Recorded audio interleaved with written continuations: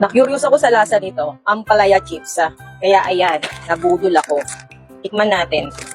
Ito muna, yung cheese flavor. Diba? Sabi sila, nakaharap ko.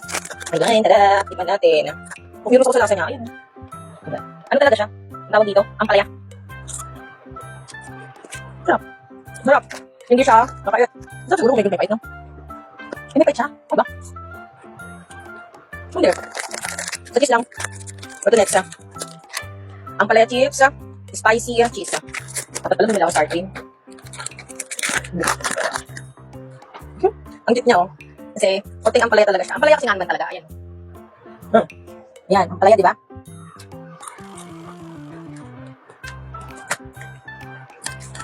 Manghang. Manghang. Hindi siya ganun kapait. Pero malalasama pala talaga yung ampalaya. Pero yung ano, makakain ng bata. Ito naman yung original. Dapat, tikman mo. Ito yung original flavor. Meron. Ayun. Sarap. Sarap ka. Mama.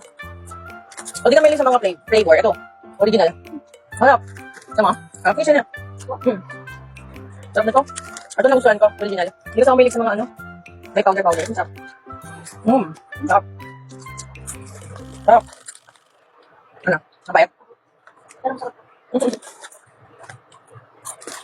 Minsan may ampalaya soup po.